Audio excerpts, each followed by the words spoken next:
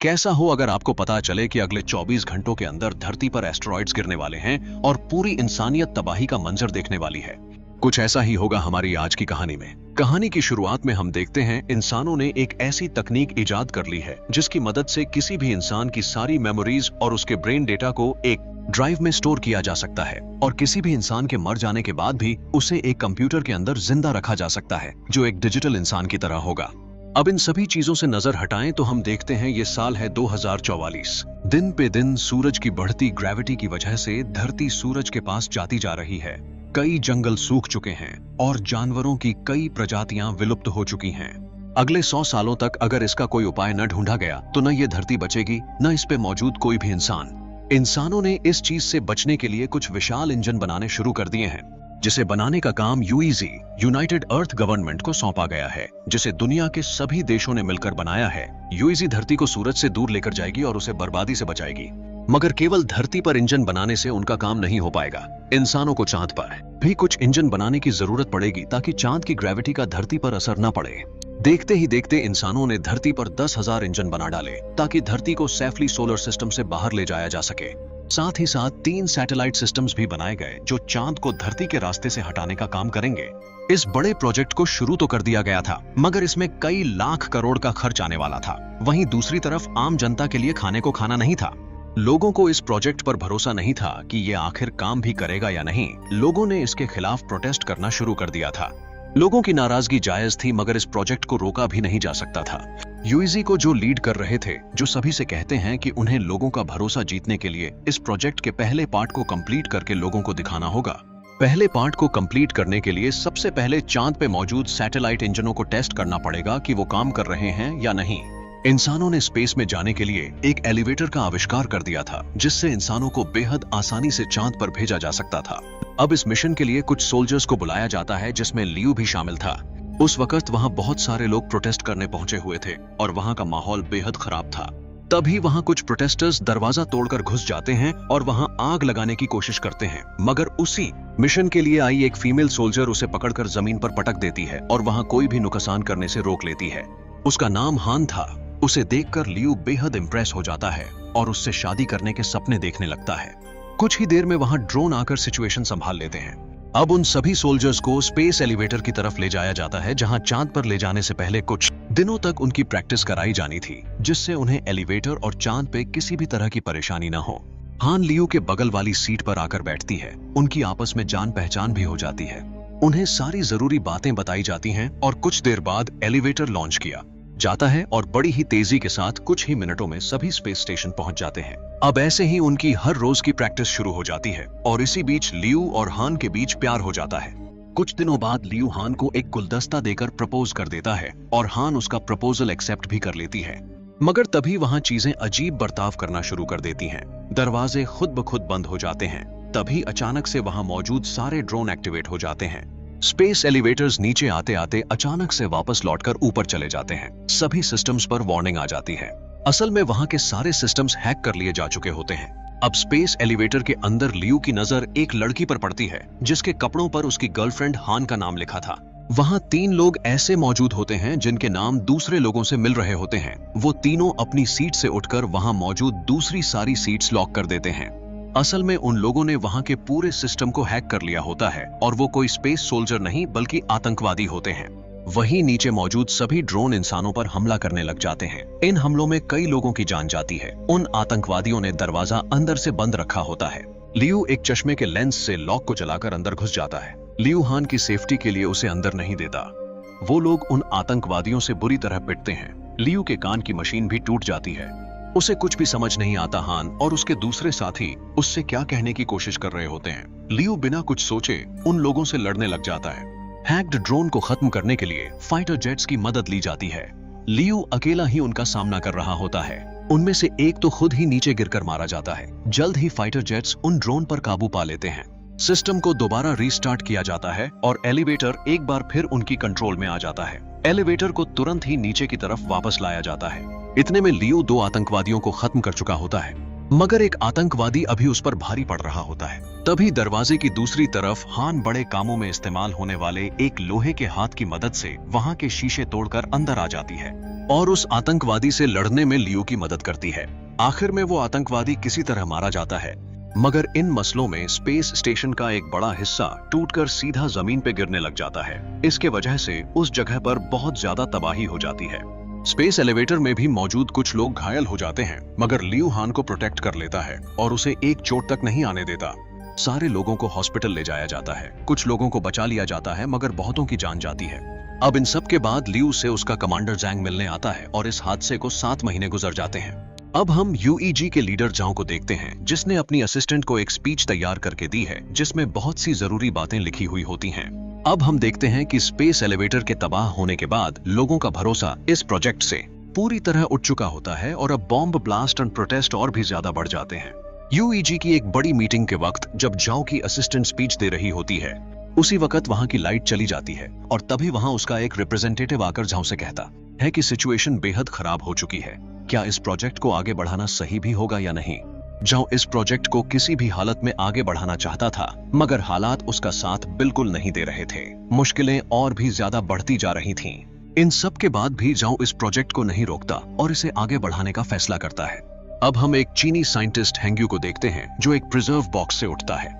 उस वक्त वो सभी चांद पर होते हैं जिन्हें धरती से भेजा गया होता है।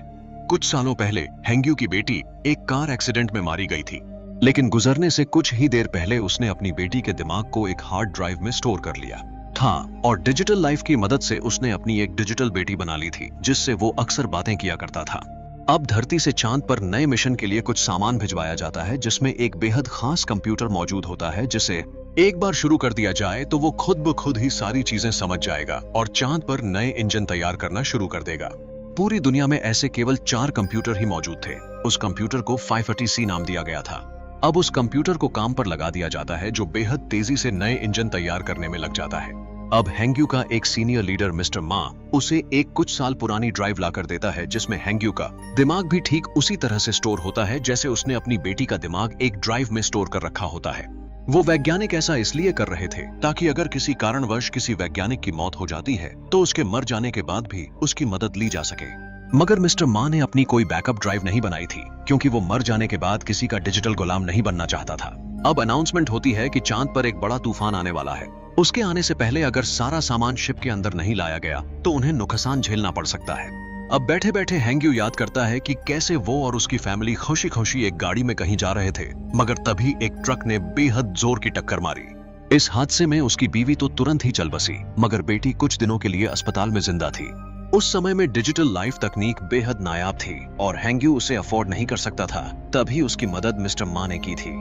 अब हम देखते हैं कि हार्ड ड्राइव 550A अब अपनी पूरी क्षमता तक जा चुका था और हेंग्यू की डिजिटल बेटी के पास जीने के लिए केवल थोड़ा सा समय ही बचा था। मगर हेंग्यू उसे एक पूरी जिंदगी देना चाहता था जो केवल नए कंप्यूटर 550C से ही संभव थी। मगर उसका सीनियर मिस्टर मा उसे 550C नहीं दे सकता था क्योंकि उसका इस्तेमाल पूरी तरह से इंजन बनाने के लिए किया जाना था। अब वो सभी धरती से आया सामान शिप की तरफ लेकर बढ़ रहे होते हैं और कुछ ही देर में तूफान बहुत तेजी से आकर उनसे टकराता है। वो लोग बहुत कोशिश करते हैं मगर उनका थोड़ा बहुत नुकसान हो ही जाता है। स्पेस शिप के अंदर आकर उनका दम घुटने लग जाता है, मगर किसी तरह उन सभी की जान बच जाती है। अब उस तूफान में वो लोग नए कंप्यूटर 550C को नहीं बचा पाते और अगले 3 दिनों में इंजन की टेस्टिंग होने वाली होती है। हेंग्यू उन सब से कहता है कि उसके पास एक 550A कंप्यूटर मौजूद है जिसे वो लोग काम पर लगा सकते हैं, मगर हेंग्यू की एक शर्त थी कि वो 550A की डेवलपमेंट में अपने सीनियर मिस्टर मा के साथ जाना चाहता था। अब कोई दूसरा ऑप्शन न होने के कारण मिस्टर मा उसकी बात मान लेता है। 550A कंप्यूटर को इंजन से जोड़ा जाता है। कुछ देर बाद कंप्यूटर को शुरू कर दिया जाता है और फिर एक खतरनाक रोशनी के साथ इंजन शुरू हो जाता है। ये इंजन चांद को कुछ सेंटीमीटर तक सरका देती है। अब वो लोग धरती पे भी मौजूद एक इंजन चालू करते हैं जो एक भयानक शॉक वेव के साथ शुरू होता है और धरती को अपनी जगह से सरका देता है। ये देखकर सभी को अंदाजा हो जाता है कि उनका मिशन बेकार नहीं जा रहा। जनता भी उन पर भरोसा करने लग जाती है और इसी खास मौके पर लियू हां को एक रिंग देकर शादी फिक्स कर लेता है और कुछ ही दिनों में उनकी शादी हो जाती है। अब इंजन बनाने का काम बेहद तेजी से आगे बढ़ने लगता है। अब सारे देश मिलकर एक नया प्रोजेक्ट शुरू करते हैं जिसमें सभी जमीन के नीचे एक नया शहर बनाने की शुरुआत करते हैं। पृथ्वी को उसकी जगह से हटाते ही दिन 24 घंटे से सीधे 60 घंटे का हो जाने वाला था। मगर जो सबसे बड़ी समस्या जनता में देखने को मिली वो ये थी कि सोलर रेडिएशन की वजह से एक बड़ी आबादी को कैंसर का सामना करना पड़ा। इसी तरह साल दर साल गुजरते जाते हैं। इस प्रोजेक्ट को एक नया नाम दिया जाता है, द वॉन्डरिंग अर्थ प्रोजेक्ट। अभी भी एक समस्या उनके सामने आ रही थी। चांद पे मौजूद इंजन पर भरोसा नहीं किया जा सकता था, इसलिए यूईजी ने सभी देशों से न्यूक्लियर बमों की मांग की थी, मगर कुछ देश इसके लिए राजी नहीं हो रहे थे।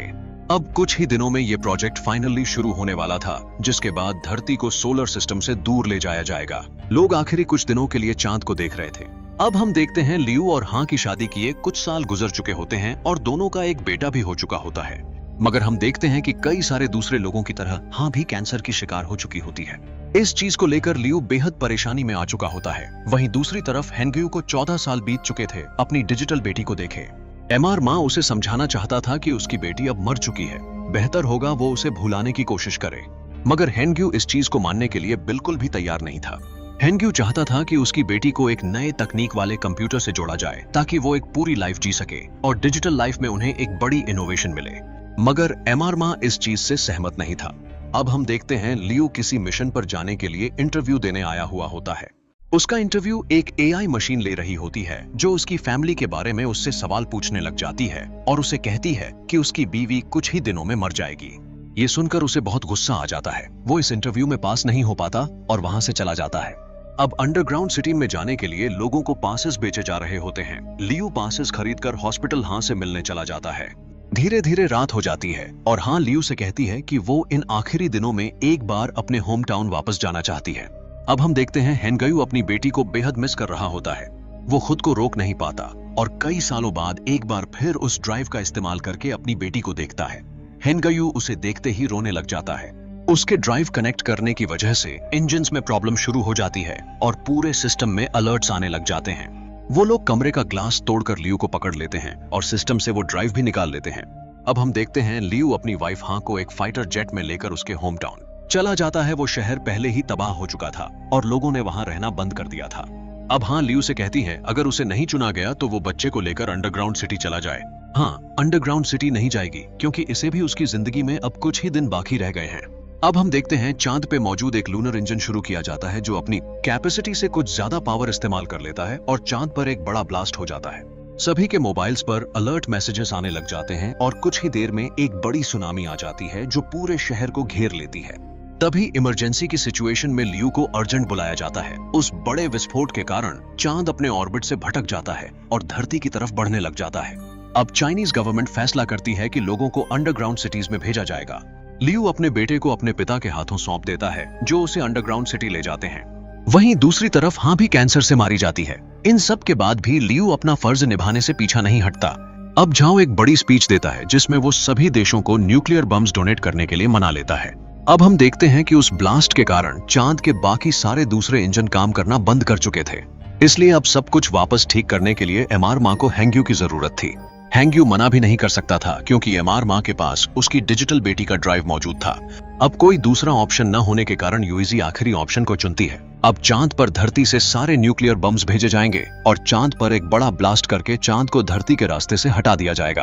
अब सारे देशों से न्यूक्लियर बम्स इकट्ठा किए जाते हैं जो पूरे मिलाकर 3000 न्यूक्लियर बम्स इकट्ठा हो जाते हैं। अब सारी कंट्रीज को एक इंटरनेट से जोड़ने की जरूरत थी और चांद को रास्ते से हटाते ही धरती एक नए सफर पर निकल जाने वाली थी।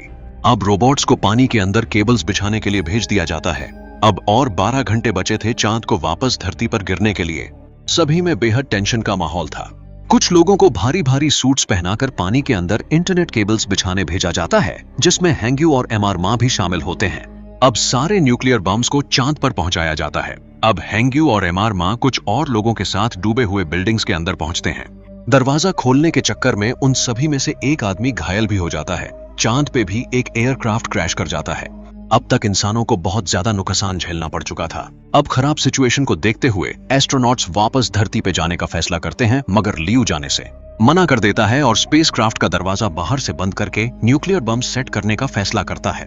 वहीं दूसरी तरफ एमआर मां और हेंग्यू अभी पानी के नीचे इंटरनेट कनेक्शन जोड़ने की कोशिश में लगे होते हैं। वहीं दूसरी तरफ चांद पे हुए ब्लास्ट से निकलने मलबे भी तेजी से धरती की तरफ बढ़ रहे थे।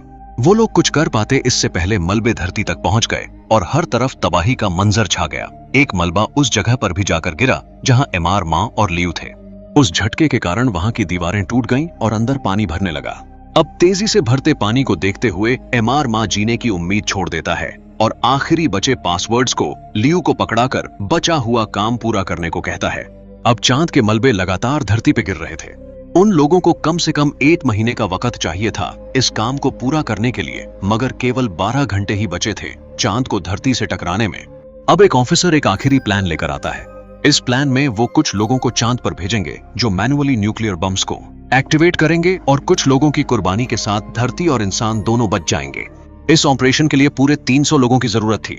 सभी में से कुछ जवान सोल्जर्स इस मिशन पर जाने के लिए तैयार हो जाते हैं, मगर तभी जैंग आगे आता है और 50 साल से ऊपर के हर एक सोल्जर को आगे आने को कहता है। ऐसे ही कुछ ही देर में 300 लोग एकत्र हो जाते हैं। अब उन 300 लोगों को स्पेसक्राफ्ट के सहारे चांद पर भेज दिया जाता है।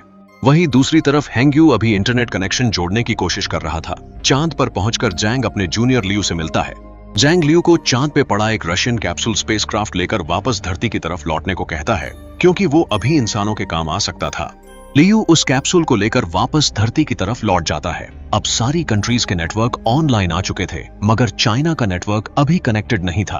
अब हेंग्यू जिस बिल्डिंग में मौजूद था वहां बहुत तेजी से पानी भरता जा रहा था। अब आखिरी में हेंग्यू कंप्यूटर से खुद का और अपनी बेटी का ड्राइव जोड़ देता है। अब न्यूक्लियर बॉम्ब्स को ब्लास्ट होने में 30 मिनट का समय बाकी था। अब न्यूक्लियर बॉम्ब्स को चांद पर ब्लास्ट कर दिया जाता है, जिससे चांद पूरी तरह तबाह होकर धरती के रास्ते से हट जाता है। अब धरती के इंजन्स को शुरू करने के लिए इंटरनेट कनेक्शंस की जरूरत थी।